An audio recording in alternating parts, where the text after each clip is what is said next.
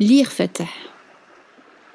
Lire Fatah, c'est commencer par rougir, avoir chaud même, et être emporté par le courant de ces mots. Il vous happe dans un tourbillon de sulfure et de mystère, de tendresse et d'images sucrées salées. Le champ sémantique qui est le sien, et bien qu'il soit riche et varié, finit par livrer quelques-uns de ces indices. Ces petites pierres blanches et petits poussés par de récurrentes monomanies, insistantes et lancinantes souvenances. Oh, il est facétieux parfois le poète, quand nos perceptions de sa prose nous guident à la croisée des chemins du sens profond de ses mots, qu'il chatouille nos internes ou les tiraillements, nos douces folies. Ces images mentales nous touchent dans ce qu'elles interpellent de nos propres histoires, de l'empathie universelle ou particulière qu'elles convoquent en nous, de l'attrait pour les éléments, pour la patrie, le goût des autres, le manque. Oh, le manque et la brutalité de l'absence, du sevrage, outrage et rage. Ouvertes resteront les parenthèses et les pointillés en suspens, nos subjectives interprétations de ces textes d'essence si personnels. Lire et relire ce recueil de chevet, pour, selon nos humeurs, y trouver 1001 signifiants, 1001 sensations.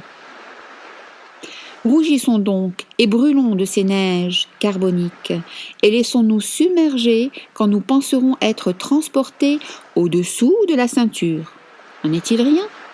Ça, ni vous ni moi ne pourrons jamais le dire. Les secrets des griots, des chamans et autres chimistes resteront bien gardés. Dans les alambics poétiques de Fatah Agran, l'essence d'un talent concentré et brut. Nous y humons un peu de vous, un peu de lui, dans des volutes enivrantes et éthérées. Nous voyageons dans la prime enfance, quand nous ne faisions qu'un avec notre terre, notre mer et tous les éléments dans tous leurs états. Fatah est ce nourrisson sevré par la cruauté coloniale, privé lors d'un instant malheur fondateur de son grand-père, de son père et surtout de cette mère dont il était encore le sein. Dans le froid de la mort, il vagissait, ses peurs cessaient seulement quand on lui tendait la sucette ensanglantée, que feu sa mère rangeait à la façon de chez nous, dans sa poitrine, la bonne le calme.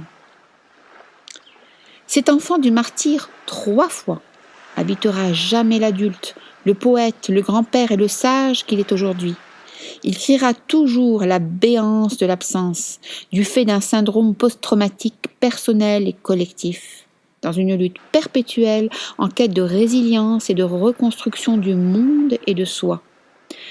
N'est-ce pas aussi notre vécu de jeune nation ?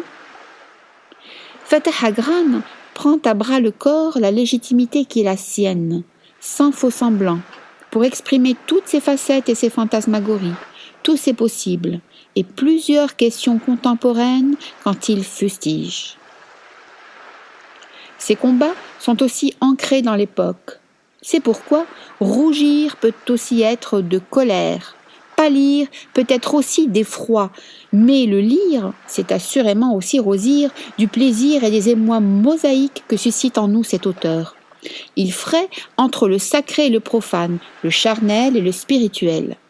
Certains de ces poèmes possèdent en eux la magie des textes contenus dans les amulettes et leurs secrets.